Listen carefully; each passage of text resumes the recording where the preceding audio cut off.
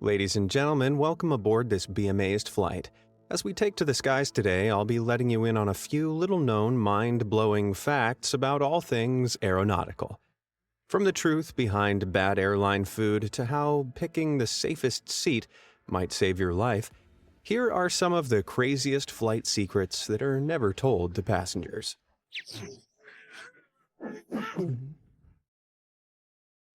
Prepare for boarding.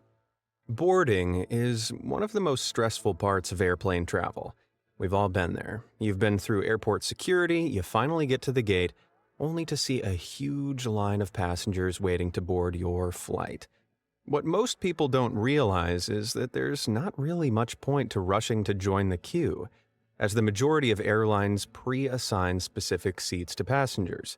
And while some airlines like to call passengers in groups for boarding, you don't necessarily have to adhere to this rule. Boarding last is the easiest way to minimize the amount of time you spend holed up on board. So, assuming your hand luggage isn't overly large and hard to fit in overhead storage, there's not really any point in standing, waiting in a line, waiting for a seat that's already got your name on it. By boarding towards the end, there are also fewer people clogging up the gate area and jet bridge, speeding the process up overall. While you wait, why not take a glance at your boarding pass?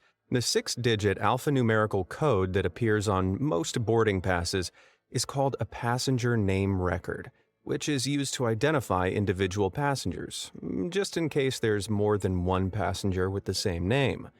This code, which is recorded in the database of computer reservation systems that contain flight itineraries for each passenger, can reveal a lot about you, including your date of birth and contact details. This is one of the main reasons you should never throw your boarding pass away in a public trash can. Among other things, the database this code corresponds to holds credit card information, passport details, as well as IP addresses if booked online. But if a code connected to all your personal information seems scary, hopefully you'll never find this next code on your boarding pass. Passengers who find the 4 S's code on their ticket may find themselves going through additional security checks. Why? Well, short for Secondary Security Screening Selection, this code is added to boarding passes of passengers who airlines deem suspicious. As we all know, airports take security very seriously, and some things that might look totally innocent to us are seen as suspicious for airline officials. Last-minute flyers, one-way fares, or buying tickets using cash can all look a little sus to the guys at the airport security desk. So try not to panic if you see that code on your boarding pass. That is, if you don't have anything to hide. Striking solutions. Airplanes are pretty hefty pieces of machinery. It's crazy to think that an average-sized commercial aircraft has a maximum takeoff weight of about 175,000 pounds, which includes 90,000 pounds of fuel as well as 45,000 pounds worth of passengers, crew, and cargo. Despite their size, airplanes still run into some problems in the air, often due to the other stuff that tends to dwell up there in the sky. It goes without saying that collisions between planes and birds don't often end well. For the bird, that is. But they can still do some damage to an airplane when hitting it at speed, as you can see here with this Turkish Airlines plane that collided with a bird in 2015. Luckily, the passengers were all fine, but the bird, not so much. There are over 13,000 airplane bird strikes annually in the U.S., sometimes severe enough to take out plane engines. And as you can imagine, walls and fences aren't very effective in keeping birds away from aircraft runways. So, airports have to get creative to prevent bird-related accidents. One such method, used at Virginia's Reagan National Airport, is firing blanks out of cannons to scare feathery friends away from the airport, while other airports make their environment less bird-friendly by filling in ponds and replacing grass with gravel. Salt Lake City's airport, meanwhile, reduces its winged trespasser problem by using pigs to root around and eat gull eggs. Other airports, like France's Lord Tarbes Pyrénées Airport, light up LED screens with big pairs of googly eyes to scare off birds of prey, acting as a kind of aviation scarecrow. But it's not just birds that airports have to worry about. Extreme weather isn't really something that can be scared off with a dirty look from a pair of LED eyes. Hailstorms are one of the most dangerous weather conditions for an airplane, and they can cause some pretty crazy damage. This jet's nose cone took a real battering from hailstones that were as big as golf balls after flying through a hailstorm. The windows were so shattered that the pilots had to land the plane almost completely blind.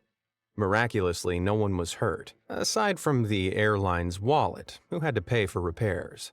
Hailstorms are one thing, but some nervous flyers also worry about the possibility of lightning striking an airplane. While that might seem highly unlikely, it's actually estimated that each airplane in the U.S.'s commercial fleet is struck lightly by lightning at least once per year. While that may seem terrifying, it's actually not as dangerous as you'd think. Before an aircraft goes into service, it undergoes lightning strike simulations that test its conductivity. This ensures lightning can travel uninterrupted across the plane's exterior shell and back off into the sky through an extremity like the nose or a wingtip, leaving those inside totally unharmed, save for a ruined pair of underpants or two. Dump drop. Have you ever used an airplane bathroom and wondered where exactly you're flushing your waste away to? Well, contrary to popular myth, plane toilets aren't allowed to be emptied into the sky, but of course, accidents do happen.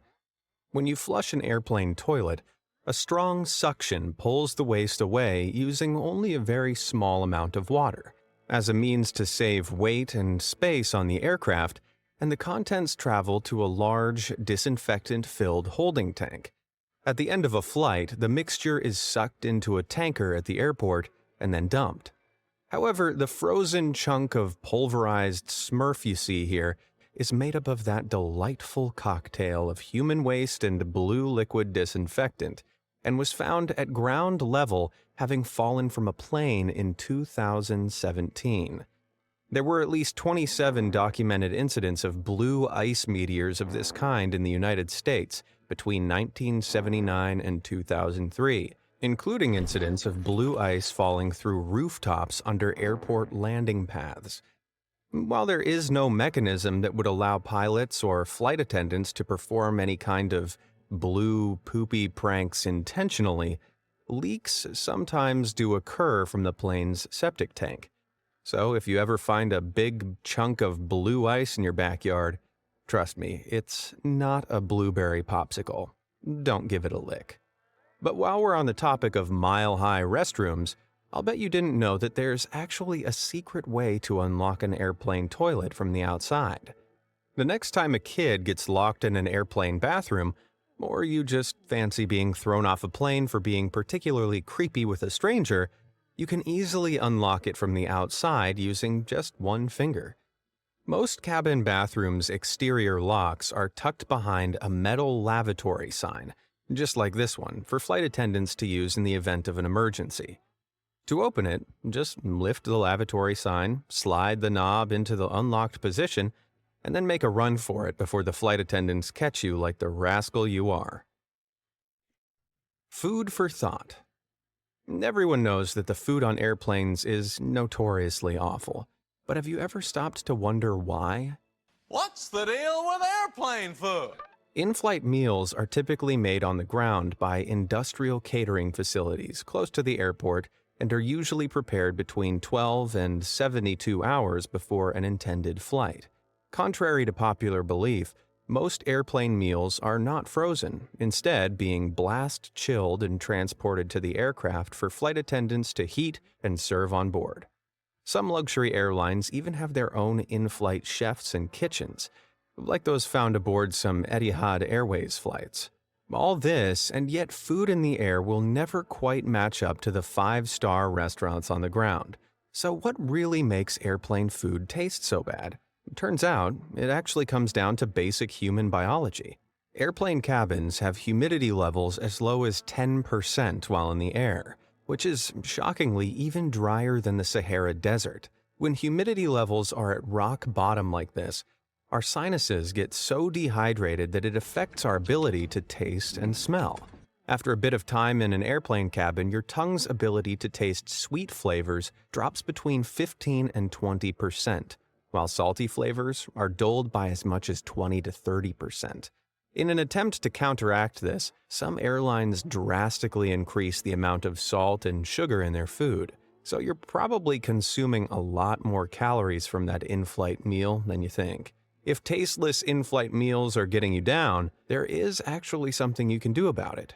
Turns out that donning a pair of noise-canceling headphones is just the ticket to making food and drink taste better in the air. Strangely, studies have found that loud background noise can actually dampen our ability to taste food. So, using noise-canceling headphones to drown out the low-pitched drone of the airplane's engine can help our senses come back down to earth. But it's not only passengers that have issues to chew over when it comes to the food served in the sky. There are some very specific rules as to what pilots can and can't eat while on the job, and for good reason. Pilots and co-pilots are warned against eating the same meals while working, as a preventative measure against mutual food poisoning. If something is badly wrong with one pilot's meal, making them sick, the other pilot can take over. However, there's a pecking order to pilot food. In some airlines, the pilot will receive a meal from the first-class menu, whereas the co-pilot will receive something from business class. I'll bet that makes for quite the awkward dinner date. Snakes on a plane. What with being responsible for hundreds of passengers' safety, it's no wonder that airline pilot has often been named one of the most stressful jobs in the world. While the stress of the job is one thing, just imagine having to spend hours stuck in a tiny cockpit with a co-pilot you really dislike. Well, turns out with such high stakes, avoiding pilots working with someone they don't like is considered in the industry to be a matter of life and death. To help reduce any airborne tensions, each captain, first and second officer get a do not pair list on which they can list the names of coworkers with whom they'd rather not share a flight. Requests are submitted through a monthly schedule, and the approved list of flying nemesis is fed into the airline scheduling system, which stops two adversary pilots from ending up in the same cockpit. While it may seem a little extreme, getting distracted by a workplace rivalry could result in a pretty serious accident, especially during takeoff and landing, where the most attention is required. If only such pleasant coworkers were guaranteed in every job. The safest seat. Contrary to what movies and TV shows might have you believe, air travel is actually one of the safest modes of transportation, and your odds of dying in a commercial airline plane crash are a staggering 1 in 3.37 billion. Despite the facts, nearly 1 in 3 Americans have a fear of flying, and that fear has led many to wonder where the safest spot is in the event of an incident in the air. Turns out, an analysis of data from 17 plane crashes over the last 35 years, conducted by Time magazine, figured out an answer. Time found that, historically, those seats in the back third of a plane had a 68% average chance of survival, compared with 62% in the front section and 61% in the middle third. You might think that one of the safest places to be on a plane would be an aisle seat, as it gives you faster access to the various emergency exits on board. However, according to the data, aisle seats in the middle third of an aircraft are the worst places you can be in the event of a crash, with a survival rate of 56%. Meanwhile, middle seats, specifically in the rear of the plane, are the absolute safest place to be and give you a 72% chance of surviving a crash landing. I like those odds. Let's just hope none of us ever has to put them to the test. Skybound secrets. If you've ever had a window seat on a flight, you might have noticed a tiny hole right at the bottom of the window. While it may look small, this is actually one of the airplane's mightiest safety features. But why is it so important? As air pressure drops as you fly higher, Airplanes are designed to maintain air pressure at a safe and breathable level within the cabin. This significant difference in air pressure puts a lot of physical stress on the windows, so they have to be built particularly strong. While a normal single-pane window would break easily at this altitude, airplane windows are made up of 3 strong panels of acrylic. The exterior window is for keeping the elements out and maintaining cabin pressure. If something were to happen to this first pane, the second panel acts as a failsafe. The one inside the cabin, meanwhile, provides a final line of defense, while keeping our hands off the others to avoid damaging them. The tiny hole I mentioned, known as the bleed hole, is located in the middle pane, and its primary purpose is to balance the air pressure between the middle and outer panes. It also keeps the windows from fogging up or frosting over, because, after all, most of our in-flight fun comes from window gazing. Speaking of airplane interiors, have you ever wondered about those small red or black triangles that can be found along cabin interiors? These are actually here to let cabin crew know which window will give the best vantage point to view the wings of the aircraft, allowing them to check if there's a problem with the wing or engine. So if you're sitting by the triangle, try not to get too paranoid if a flight attendant suddenly starts peering over your shoulder. Aside from clever signs and icons, sounds are also used mid-air to keep things running like clockwork. Most regular flyers out there will recognize this sound. While most of us know that this is usually a sign to get back to your seat and fasten your seatbelt, it can actually mean so much more. While each airline uses chimes slightly differently, there are some regularly used patterns that you can listen out for on your next flight. A singular chime can be the pilot warning flight attendants of upcoming turbulence, but it might also mean he wants a cup of coffee. 2 consecutive chimes usually means that the airplane is approaching 10,000 feet, whereas 3 or more chimes indicates a more serious problem, such as an extremely ill passenger or a warning for extreme turbulence. So listen out, and if the beeps are blasting away like Darude sandstorm, it might be time to panic or dance. Class wars. Crying babies, cramped seats, and no legroom. Flying economy really can be a stairway to hell. Meanwhile, advertised with private seats, free-flowing champagne, chocolate-covered strawberries, etc., it's no wonder that a first-class flying experience makes its way onto many people's bucket list. The luxurious service offered in first class might seem perfect for getting that much-needed rest while on a long-haul flight. But is the sky-high price really worth it?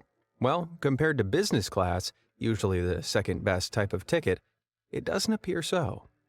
There are quite a few features that you'd think were specifically reserved for first-class flyers only that are actually readily available in many business class sections.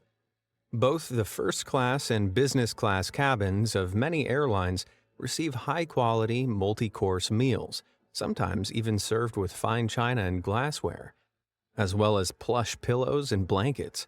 Many business class cabins even offer complimentary pajamas, too.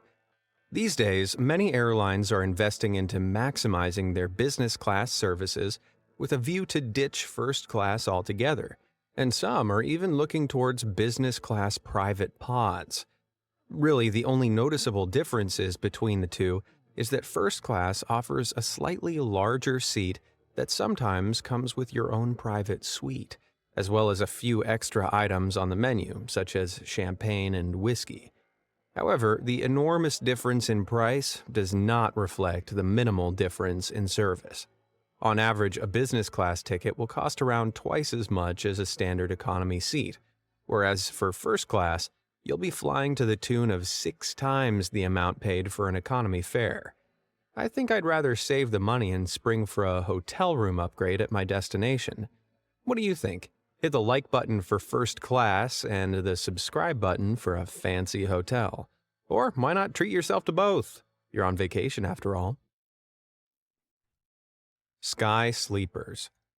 Long-haul flights can be bad enough for passengers, but have you ever wondered how flight attendants always seem so alert and chipper? Well, next time you board a long-haul flight, keep an eye out for a mystery door that looks something like this. While it might look like a plain old storage cupboard, these doors actually lead to a completely secret room. Up an extremely narrow flight of stairs, flight attendants will reach what's known as a rest compartment, which is specially reserved for the cabin crew to get some well-earned shut-eye. These rest compartments can usually be found in overhead areas of a long-haul aircraft, one at the back for the flight attendants and one at the front for pilots. Each bed comes with a pillow and duvet, as well as a safety belt that must be fastened if a crew member decides to catch some Z's.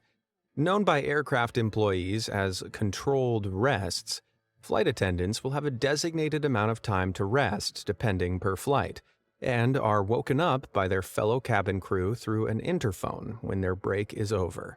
Some fancier carriers, including Singapore Airlines, make sure to give their crew members a taste of the high life and provide luxe private cabins for them to get some shut-eye, silk pillowcases included. Pilots, meanwhile, often get their own private quarters at the front of the plane, which usually features two spacious sleeping compartments, as well as two business-class seats, a closet, and lavatory. So the next time you wonder where that lovely flight attendant who is serving your drink has gone to, they could be right above your head, floating in dreamland. Jokes aside, the crew of the plane, pilots above all, being well rested is of the utmost importance, as demonstrated by some shocking statistics. Astonishingly, when surveyed by the British Airline Pilots Association, 84% of pilots said that their ability to fly a plane had been compromised due to tiredness, and 56% actually admitted that they'd fallen asleep while in charge of a plane. In May 2021, there was even one pilot who fell asleep for 40 minutes mid-air on a commercial flight from Cairns to Redcliffe in Australia, and accidentally overflew his destination by 70 miles before waking up.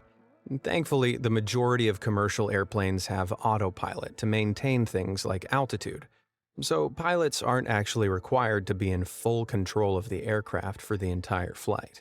But it's still incredibly dangerous for them to fall asleep in case of emergency, and will most definitely be on my reasons to clench my teeth list for my next flight. Death deflying.